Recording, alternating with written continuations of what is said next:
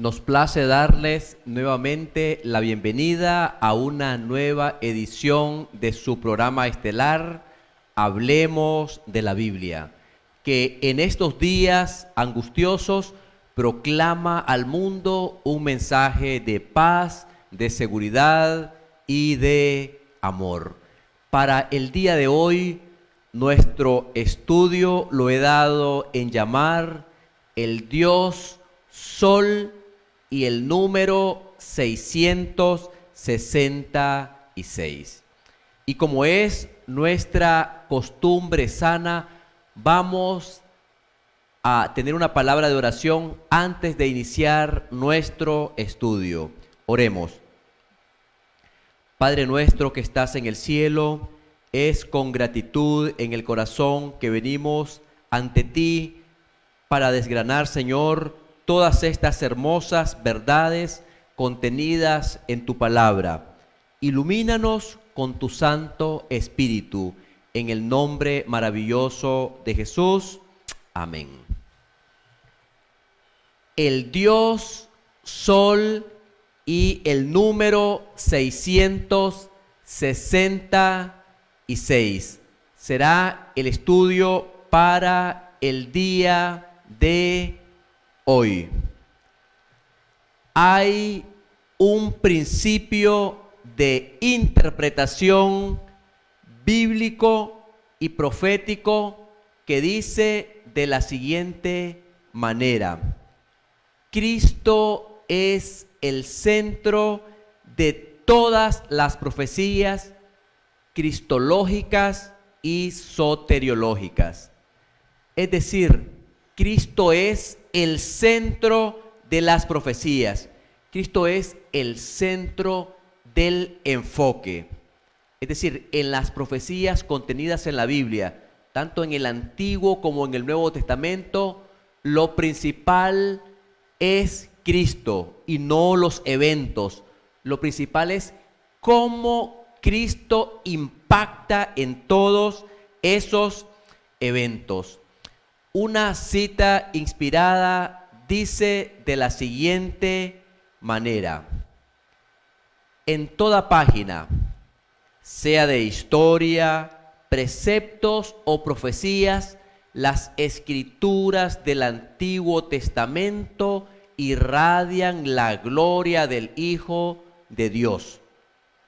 Por cuanto era de institución divina, todo el sistema del judaísmo era una profecía compacta del Evangelio. Todo el santuario levítico era una profecía compacta del Evangelio. Es decir, el Antiguo Testamento nos habla de Cristo y el Nuevo Testamento nos habla del cumplimiento de las profecías del Antiguo Testamento. Y como introducción a nuestro estudio, diré que existe una conexión entre los capítulos 2 y 3 del libro de Daniel. Hay una conexión temática entre Daniel 2 y Daniel 3. Vamos a decir lo siguiente: Nabucodonosor, el rey de Babilonia, procuró cambiar el calendario profético de Dios. Y podéis recordar el capítulo 2 de Daniel, donde encontramos al profeta Daniel, al vidente Daniel, que está interpretando un sueño del rey Nabucodonosor. Obviamente el rey Nabucodonosor había olvidado el sueño, pero Dios lo había dispuesto de esa manera, porque detrás de eso podemos ver que hay un juego y contrajuego entre Nabucodonosor y Dios, entre Nabucodonosor y Dios, entre Dios y Satanás. Hay un juego y contrajuego.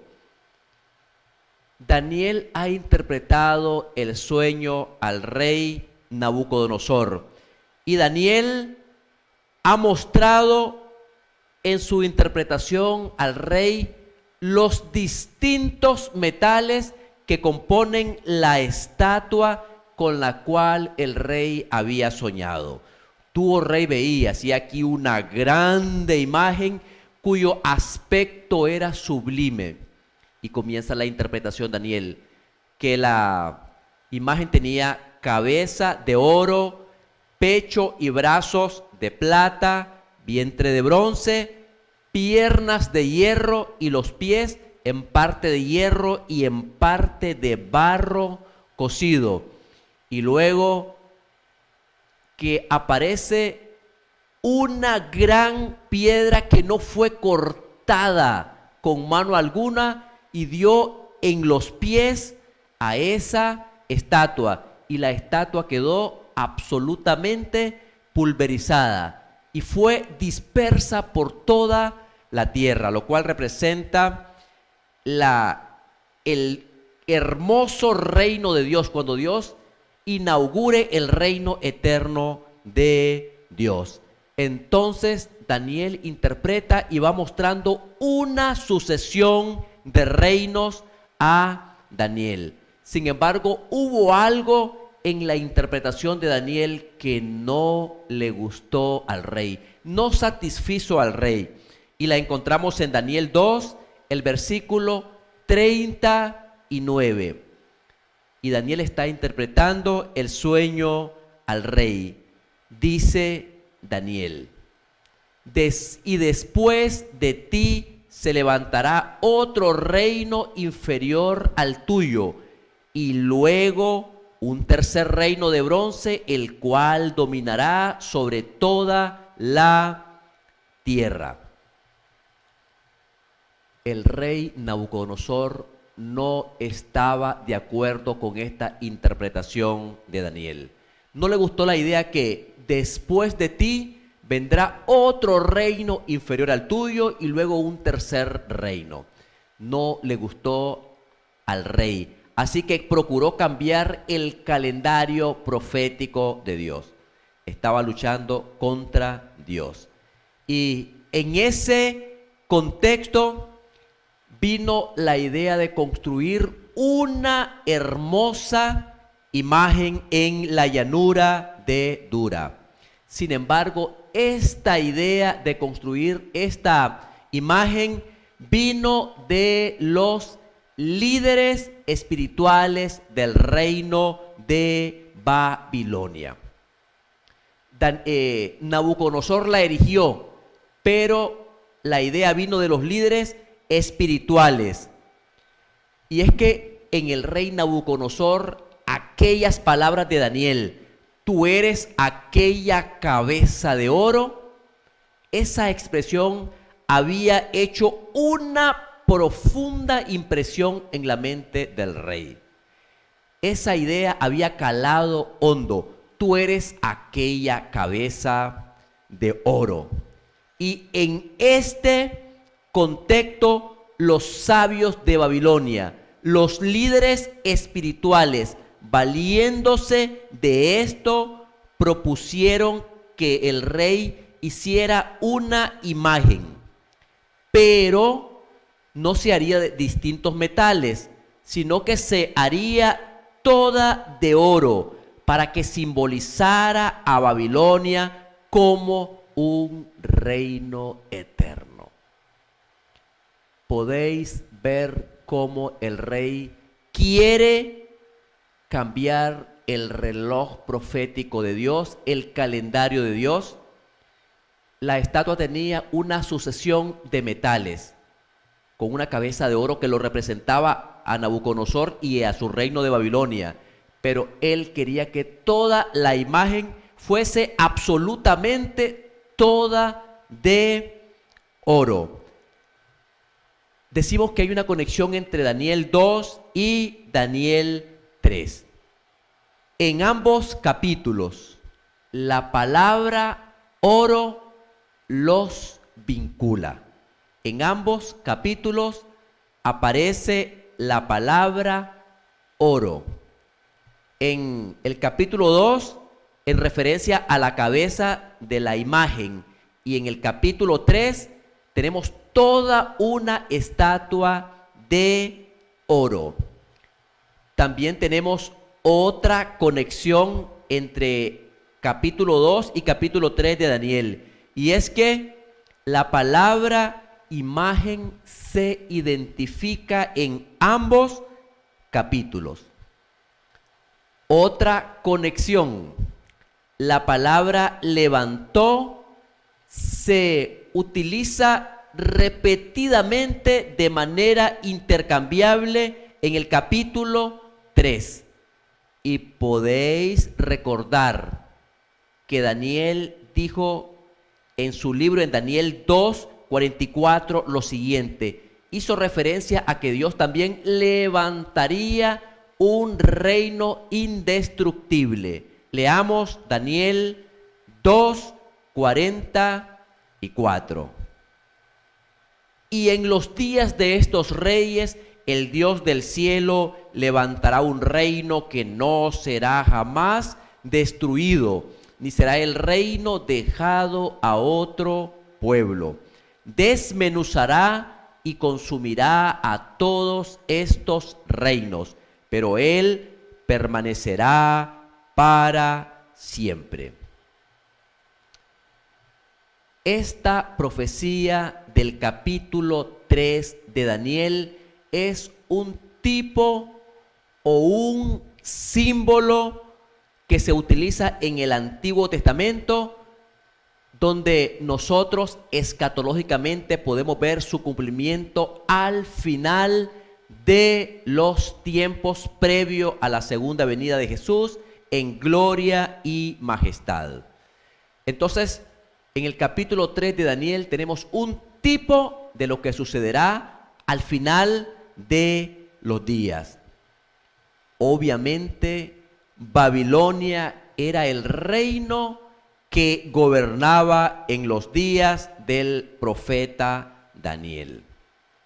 Esto lo entendemos porque Daniel dijo al rey: tú eres aquella cabeza de oro, la cual involucraba al reino de Babilonia. Es interesante que en un contexto histórico podemos notar que a la sazón el pueblo de Judá, la tribu de Judá y Benjamín, estaban cautivos en tierra de Babilonia. Ya Jeremías lo había profetizado con muchos años de antelación. Vamos a ir a Jeremías, el capítulo 25, leeremos los versículos 11 y 12. Es decir, mientras Daniel está en Babilonia, todo el pueblo de Judá ha sido tomado cautivo. Israel es cautivo.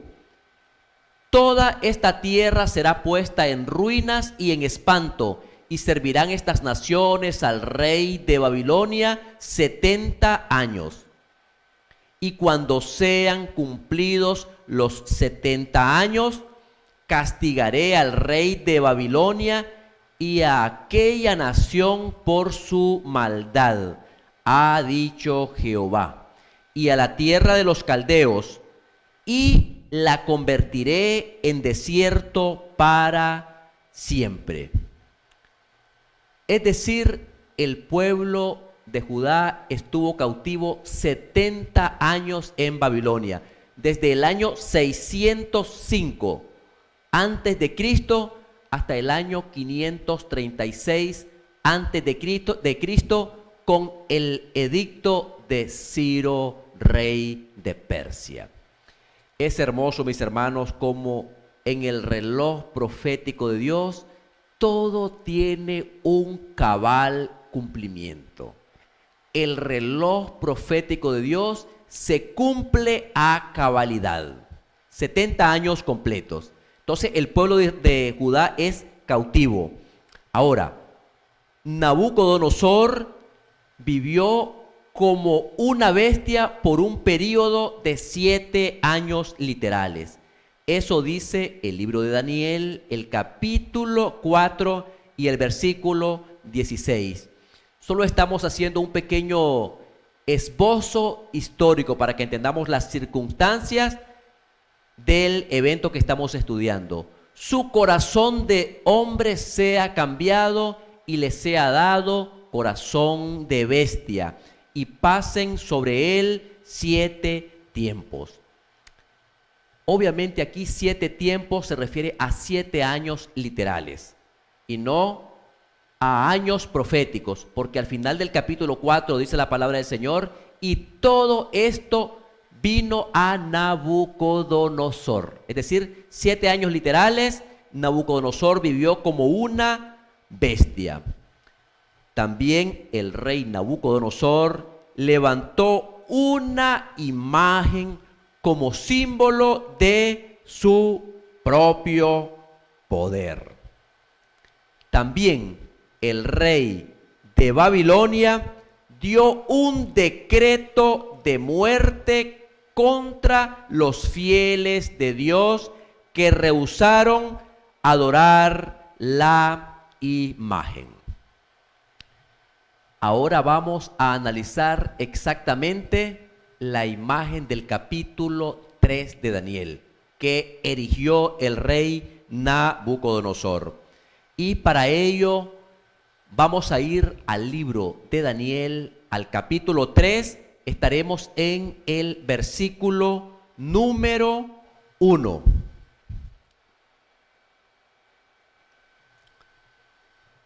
Dice: el rey Nabucodonosor hizo una estatua de oro, cuya altura era de 60 codos y su anchura de 6 codos.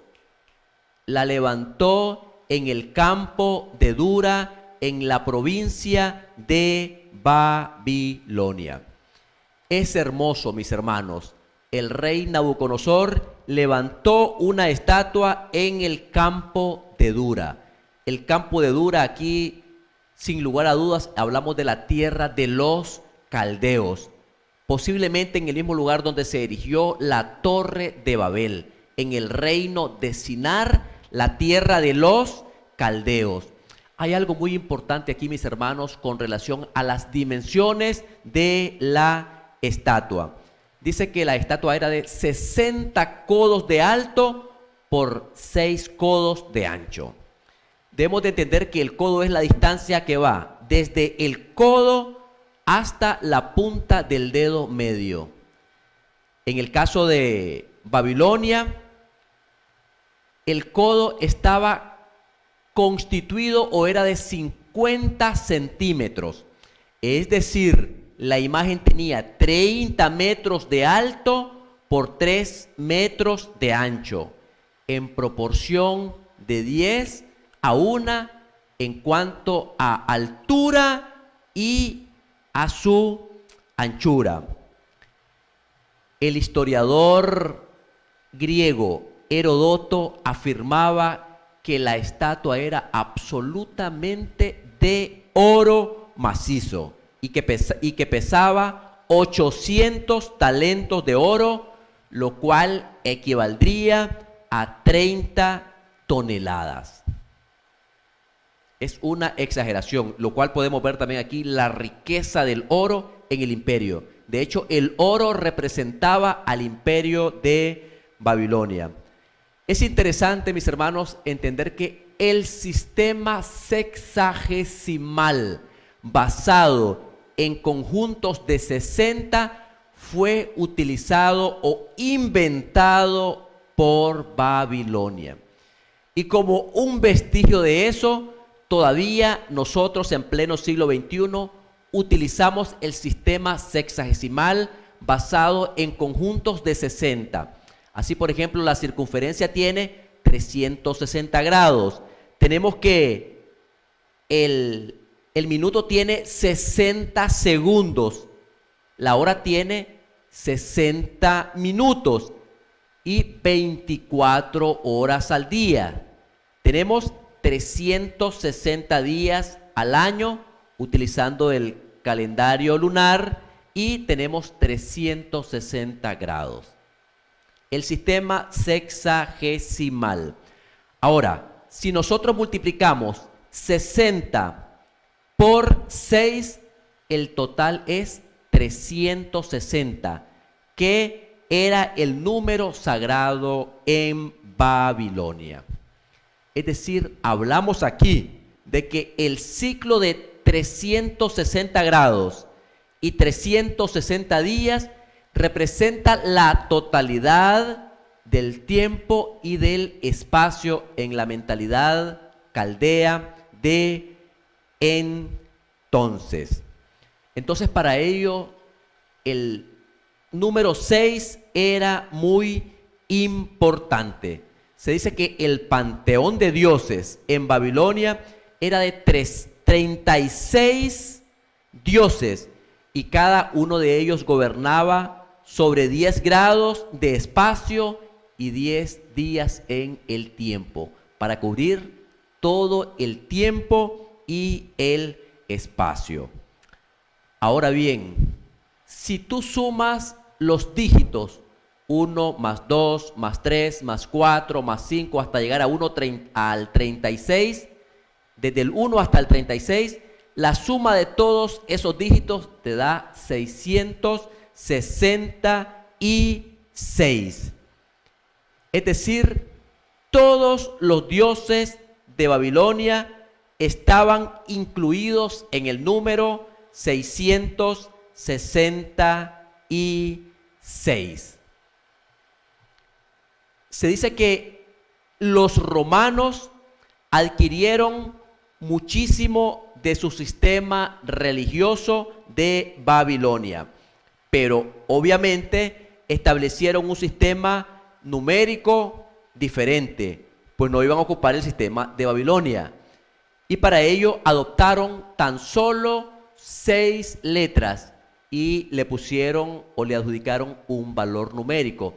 Eso se conoce como gematría, el hecho de asignarle a algunas letras un valor numérico. Entonces, en el imperio babilónico, en el imperio romano, adoptaron tan solo 6 letras. Pueden ver el número, 6 letras, y le dieron valor a cada letra. Y la suma de los 6 números da 666. La letra I vale 1. La letra V vale 5. La X vale 10.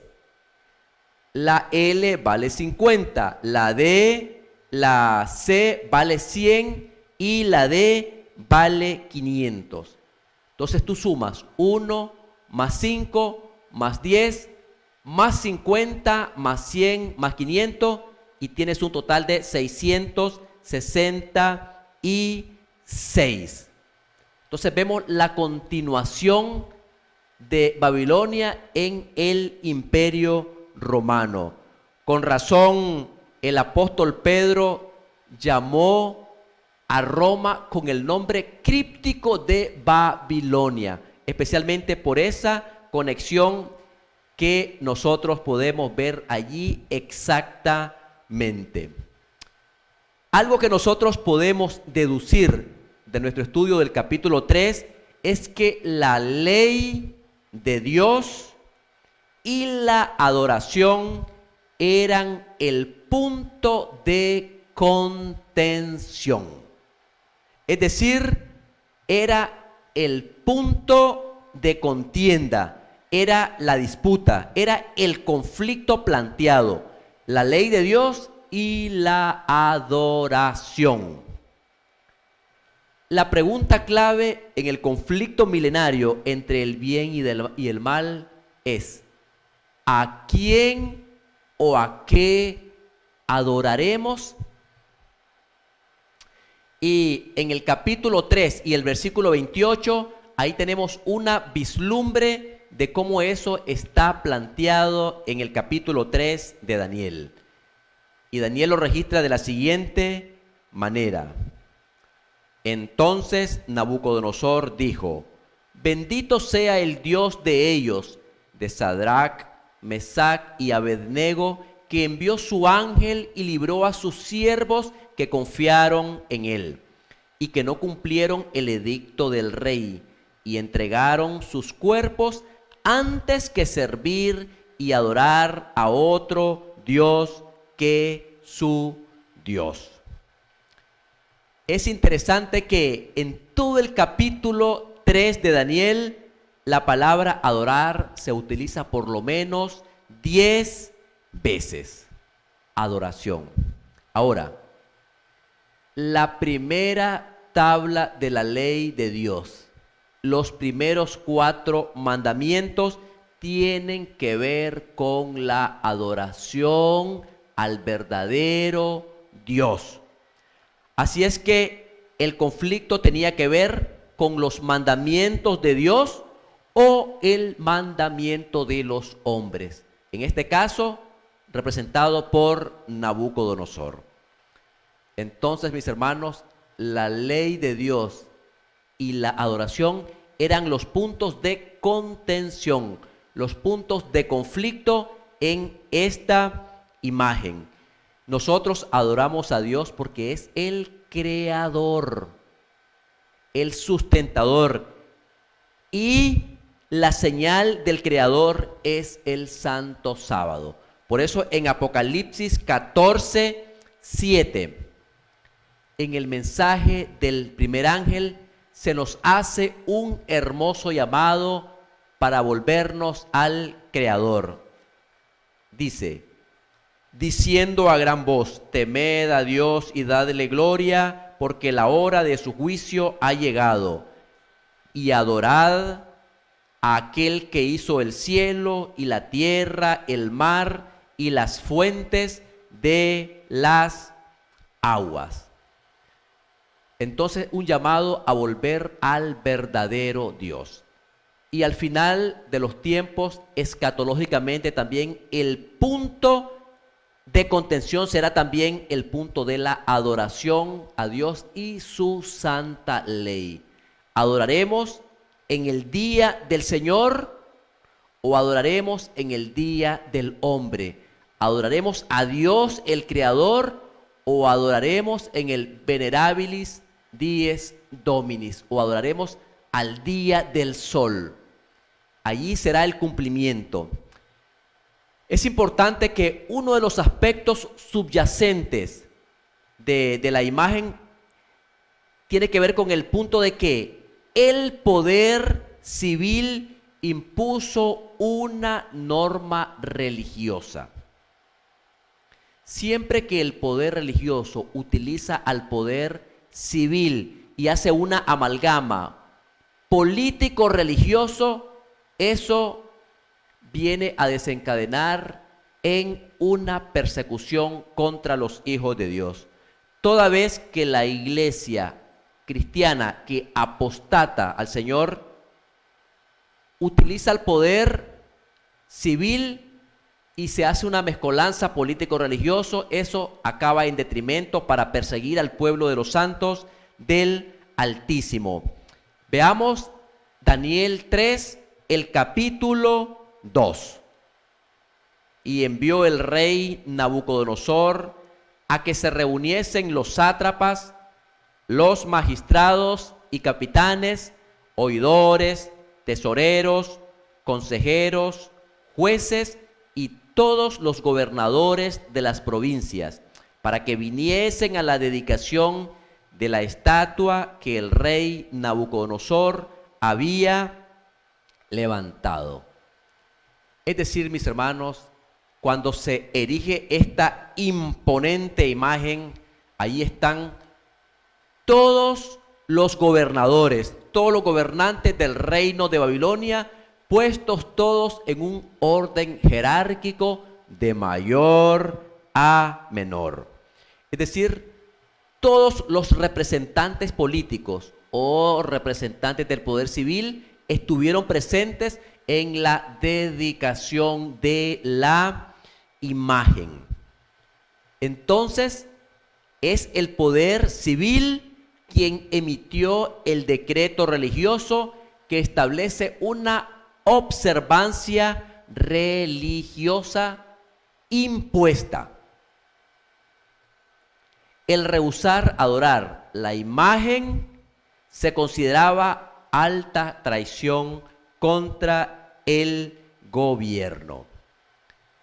En un sentido muy especial, mis estimados hermanos, el capítulo 3 y el capítulo 6 de Daniel son una ilustración muy importante de las primeras dos cláusulas de la primera enmienda de la Constitución de los Estados Unidos de Norteamérica.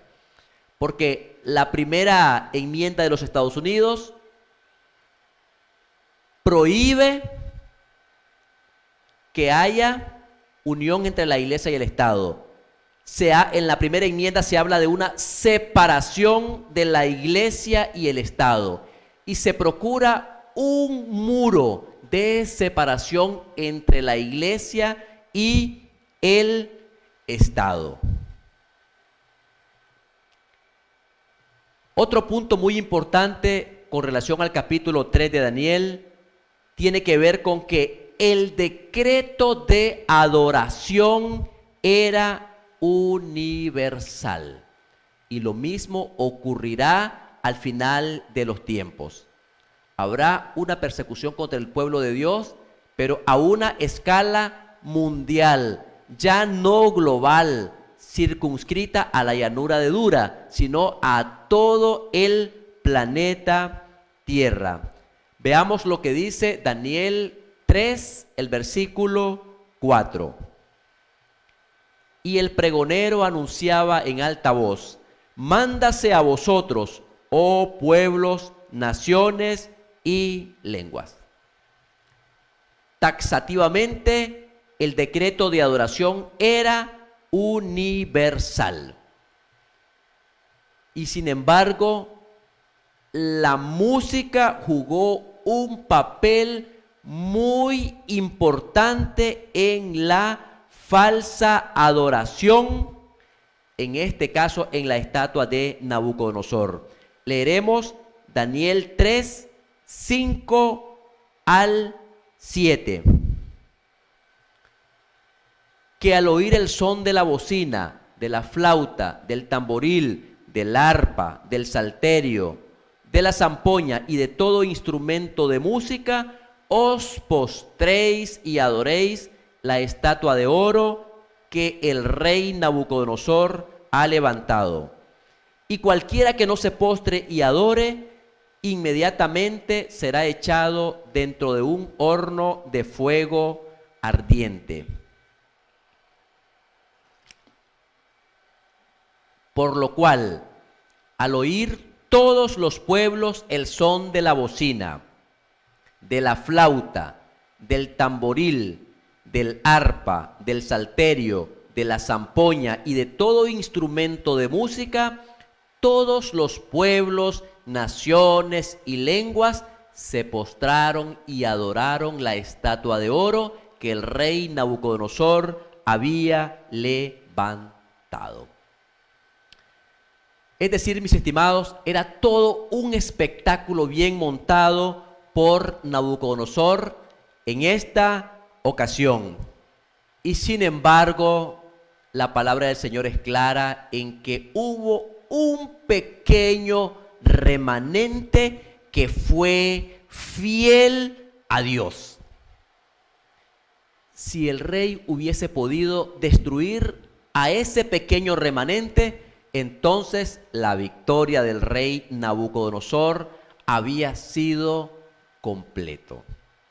Pero lo que aparece en capítulo 3 de Daniel es una historia tipológica que se repetirá al final de la historia de este planeta Tierra.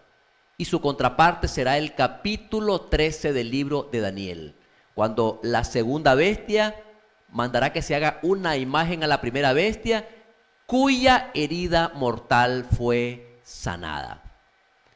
Entonces hubo un pequeño remanente que permaneció fiel a Dios. Daniel 3, versículo 12. hay unos varones judíos, los cuales pusiste sobre los negocios de la provincia de Babilonia, Sadrach, Mesach y Abed-nego. Estos varones, oh rey, no te han respetado. No adoran tus dioses, ni adoran la estatua de oro que has levantado. En este contexto fueron los líderes religiosos, los caldeos, quienes acusaron a estos jóvenes hebreos ante el poder civil. Veamos lo que dice el libro de Daniel, el capítulo 3, leeremos el versículo 8. Por esto, en aquel tiempo, algunos varones caldeos vinieron y acusaron maliciosamente a los judíos. Los varones caldeos, si echamos una vista retrospectiva al capítulo 2, los caldeos, juntamente con los magos, los astrólogos, se menciona de que hicieron un esfuerzo por interpretar el sueño a Daniel. Entonces, estos caldeos eran los dirigentes religiosos quienes acusaron a los jóvenes hebreos. Ahora es importante notar que en este contexto hubo un zarandeo en el valle de Dura. Hubo un pequeño zarandeo en el valle de Dura, porque fue el lugar donde se erigió la imagen de Nabucodonosor. Dice la historia que cuando el rey Nabucodonosor invadió por primera vez a Jerusalén, se llevó consigo a Daniel y a sus compañeros, Daniel, Ananías, Misael y Azarías, los cuales, estando en Babilonia, se les cambió el nombre. A Daniel, Belsasar, y lo conocemos los nombres, Sadrach, Mesach y Abed-nego. Y en este contexto, cuando Nabucodonosor atacó a Jerusalén, dejó al rey Sedequías para que se quedase gobernando en Jerusalén. Ahora, sabemos por la palabra profética más segura, a la cual hacéis bien en estar atentos, que en el año 594 antes de Cristo, el pusilánime rey Sedequías hizo un viaje a Babilonia. Esto lo encontramos en Jeremías 51, el versículo 59. Entonces, Sedequías hizo un viaje a Babilonia. Es posible que el rey Sedequías haya estado en esa ocasión. Palabra que envió el profeta Jeremías a Seraías, hijo de Nerías, hijo de Maasías, cuando iba con Sedequías, rey de Judá, a Babilonia, en el 4º año de su reinado, y era Seraías el principal camarero. Entonces es altamente probable que Sedequías haya ido en esta ocasión a Babilonia. E indiscutiblemente por el relato que tenemos, que solamente 3 jóvenes permanecieron erguidos, fieles a Dios, podemos decir que entonces el rey Sedequías también se postró ante la imagen. Sedequías fue a Babilonia con todas las probabilidades para la dedicación de la imagen y seguramente se postró. Ahora, según el capítulo 1 de Daniel, se dice que también había otros jóvenes que fueron llevados a Babilonia por Nabucodonosor. ¿Y saben algo? Ninguno de esos jóvenes cuestionó la orden del rey. Veamos Daniel capítulo 1, versículos 3 y luego el versículo 6. Dice Daniel 1:3. Y dijo el rey a Aspenaz, jefe de los eunucos, que trajese de los hijos de Israel, del linaje real de los príncipes, Entre estos estaba Daniel, Ananías, Misael y Azarías, de los hijos de Judá. Fueron traídos jóvenes de linaje real a Babilonia, entre los cuales estaba Daniel y sus compañeros. Entonces, podemos inferir que tanto el rey Sedequías como los otros jóvenes de linaje real también se postraron ante la imagen que erigió el rey Nabucodonosor. Nabucodonosor siguió por lo menos 3 pasos para persuadir a los 3 jóvenes hebreos para que se postrasen y adorasen la imagen que él mismo había recibido. Esto lo podemos deducir del libro de Daniel, el capítulo 3, el versículo número 15. Y allí dice Daniel de la siguiente manera: ahora pues, ¿estáis dispuestos para que al oír el son de la bocina, de la flauta, del tamboril, del arpa, del salterio, de la zampoña y de todo instrumento de música, os postréis y adoréis la estatua que he hecho? Porque si no la adorareis, en la misma hora seréis echados en medio de un horno de fuego ardiendo. ¿Y qué Dios será aquel que os libre de mi mano? De aquí podemos inferir 3 pasos que usó el rey Nabucodonosor. El primero de ellos tiene que ver con la fascinación, con la seducción.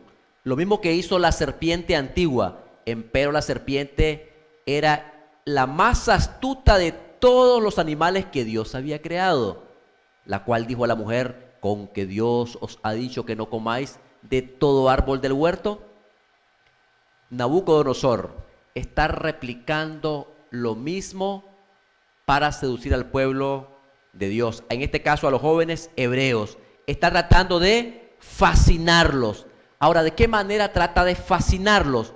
Con todo el ambiente orquestal, con todo el ambiente de la música, con ese gran escenario que él ha creado y con esa música hermosa que está sonando. Una vez que Satanás no puede seducir o fascinar o encantar a un hijo de Dios, Satanás avanza al siguiente nivel. Viene luego la intimidación. Esto está claro en el versículo cuando dice: porque si no la adoraréis, esto es una intimidación. Dicho en otros términos, es una amenaza no velada, una amenaza directa. Y el tercer paso que utilizó el rey fue la aniquilación completa, es decir, la muerte de los judíos como la solución final. Eso podemos verlo en la última parte del versículo cuando dice: seréis echados en medio de un horno de fuego ardiendo. Seducción o fascinación, con todo el ambiente, el escenario hermoso que se presenta. La intimidación o amenaza y luego la aniquilación o la muerte. Ahora, es importante que la señora Elena de White en el libro Profetas y Reyes nos da un detalle muy interesante en cuanto al lenguaje corporal del rey Nabucodonosor que estaba presente. Dice que amenazó a echar a los jóvenes al horno de fuego ardiendo. Y Elena de White da un detalle importante.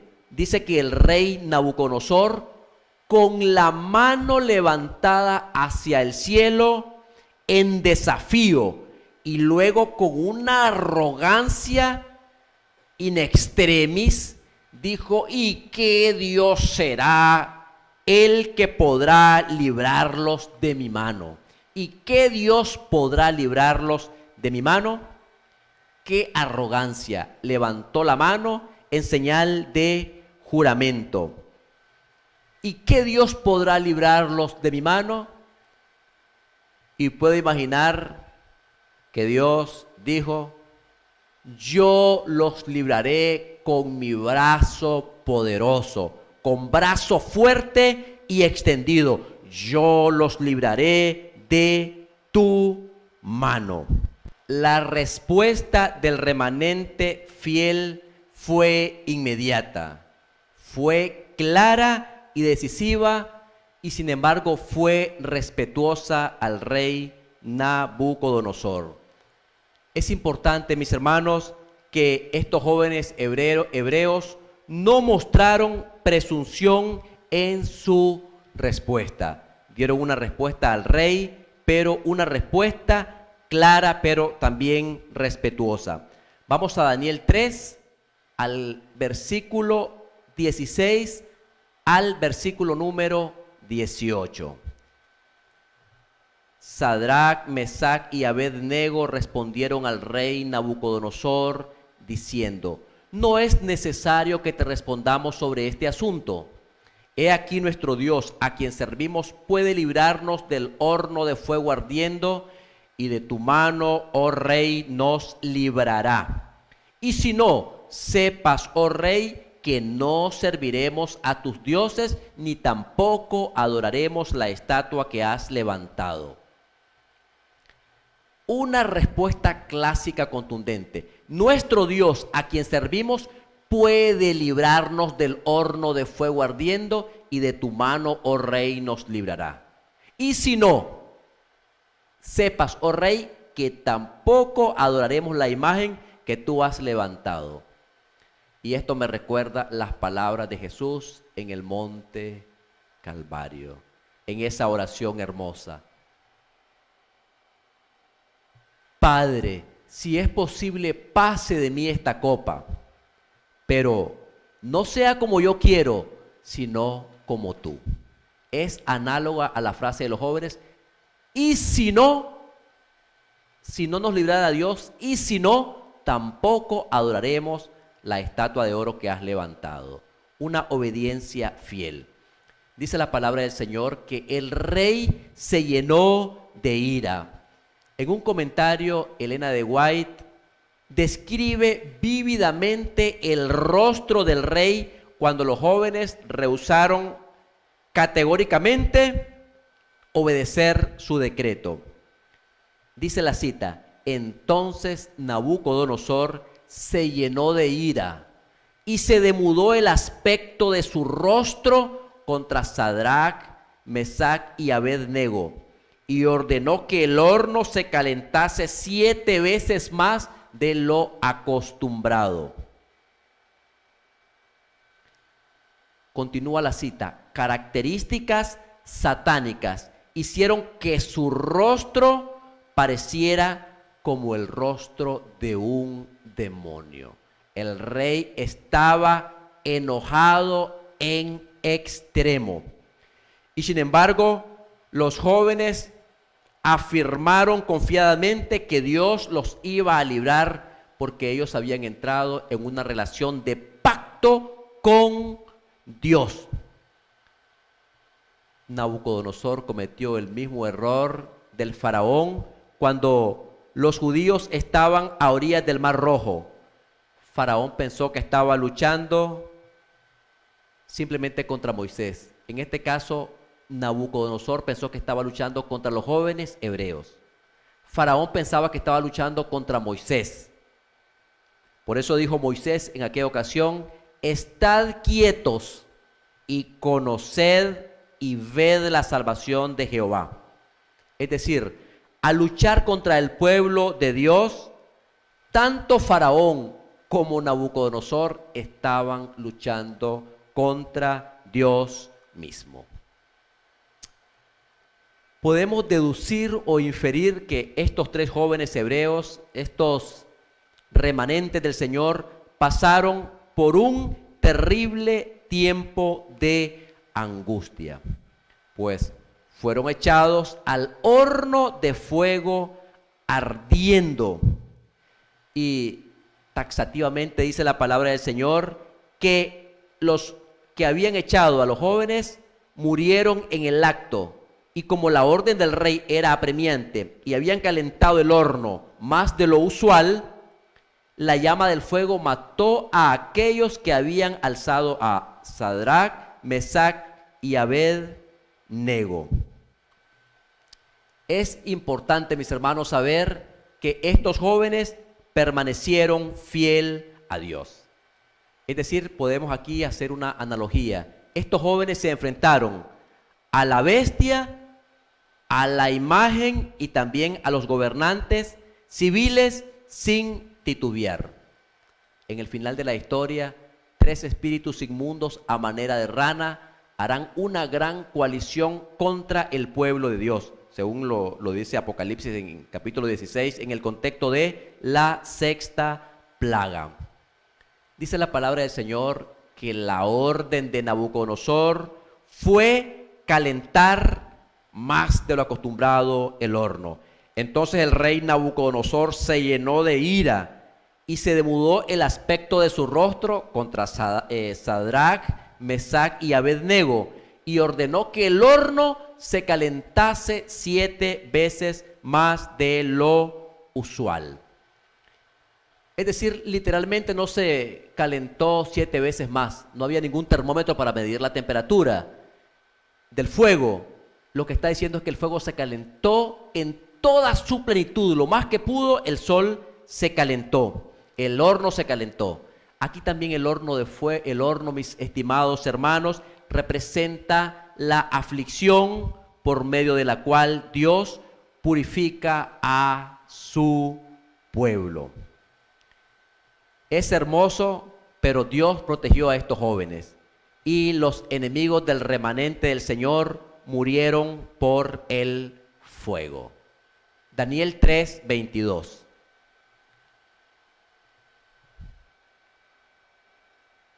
Y como la orden del rey era apremiante y lo habían calentado mucho, la llama del fuego mató a aquellos que habían alzado a Sadrach, Mesach y Abed-nego.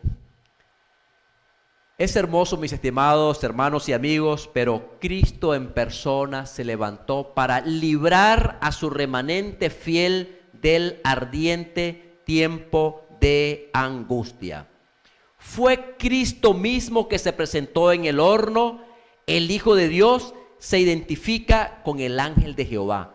Cristo mismo estuvo en el horno de fuego. Veamos Daniel 3, los versículos 24 al 27.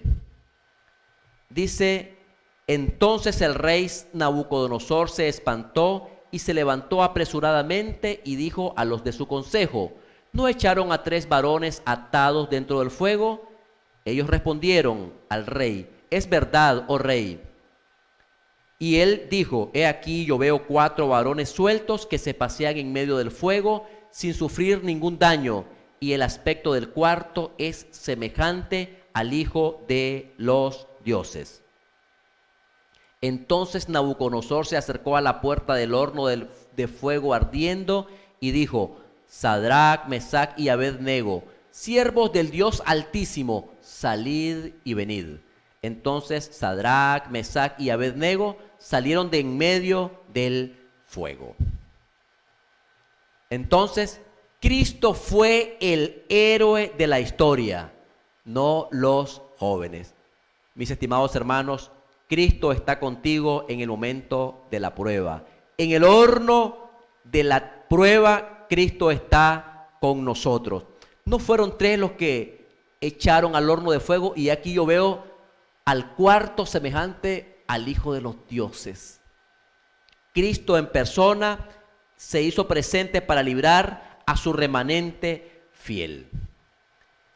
La palabra clave en el capítulo 3 de Daniel es librar. Repetidamente aparece esa palabra en todo el capítulo. Hay que comprender la historia del capítulo 3 de Daniel en el contexto del pacto. Los jóvenes hebreos habían formado un pacto con Dios y Dios cumplió su parte con ellos porque los jóvenes habían sido fieles a Dios.